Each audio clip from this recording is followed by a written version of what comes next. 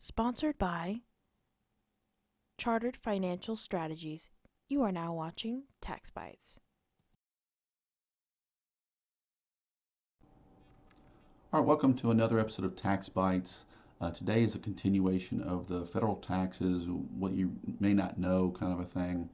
And this is what we're talking about. There's a tax out there that we know about, but we really don't understand how much it impacts our financials or our income or take home pay or and so forth than versus say income tax. We probably a little bit pushed aside and we don't realize how much it's pushed aside by the tax system.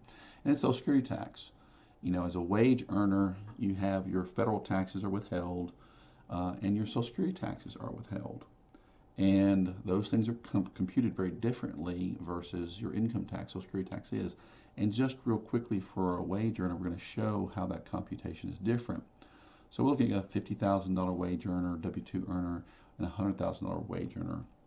And you look at the two calculations. As federal income tax, you get a deduction for your medical insurance if you're paying something for that. You get a deduction for any kind of retirement contributions you make. And then we're going to assume this is a married couple. And so they get a standard deduction of $24,000, taxable income 13, and the tax is $1,300. The same computation for Social Security is basically there's not as much deducted off of that to get to the computation of Social Security tax for one thing. So you're pretty much being taxed at 7+% for almost your full salary. So you're looking at $3,400 versus $1,300, $3,400 Social Security versus $1,300, and it's kind of not seen because it's pulled out of your paycheck every month or every pay period, and it's not shown on a 1040 tax return either. You don't really see it again. It just kind of goes away, and so you're really not dealing with it. More important, as a wage earner, your employer's paying half of that. It's actually 15.3% is really what's paid, and your employer's paying half and you're paying half. So it's a less burden for a wage earner, but it's still being paid. And so from a $50,000 standpoint, you can see the difference between the two. If we take it to 100,000 and with the same basic computation with maybe adding some money for retirement contributions, you end up with a $6,300 taxes is income tax bill or payment versus a $7,300 for Social Security tax. And again, it's double that because the owner is, or your employer is paying the other half. If we kind of scroll around to see what might be happening for a business earner or someone who's self-employed, and let me make sure you can see this because my head may be in the way. There we go. Looking at a $50,000 self-employed person and a $100,000 self-employed person, same basic computations we're going to look at, with the difference being that you do get to deduct as a self-employed person half of your self-employment tax, and there's this new computation called qualified business income deduction. We're not going to get into it, but it's there. In the end, the $50,000 self-employed income becomes taxable of about $7,700, and the tax being $768.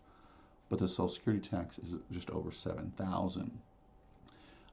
Then you're looking at the self-employed from a $100,000 person. Again, same basic computation, some differences for retirement and the qualified business income deduction gets you to a $4,300 income tax, but a $14,000 Social Security tax or self-employment tax.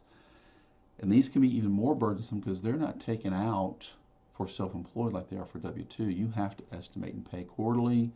A lot of people can do some basic math for income tax, but they forget the self-employment tax and they're suddenly hit with a $10,000 or $20,000 tax bill, largely driven by self-employment tax.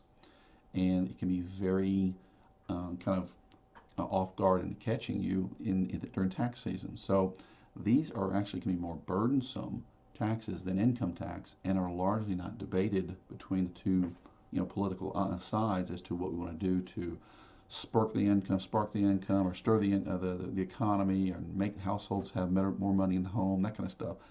And even more so, these are largely more burdensome for lower income. I say lower income, 1,000, 100,000 and less. We've talked about the 70%, who pays most of the tax, and it's that six figure and up, roughly 100,000, 200,000 up. Well, below that, Social Security tax becomes more burdensome than it does for the higher income earnings, because there is a wage cap or earning cap where this stops. Um, so that's kind of the tax bite today. There's more burdensome or more impactful taxes that are assessed against us as citizens than income tax. And so that's the learning. So hope you learned something. Hope it's something beneficial. As always, like and subscribe, and have a good day.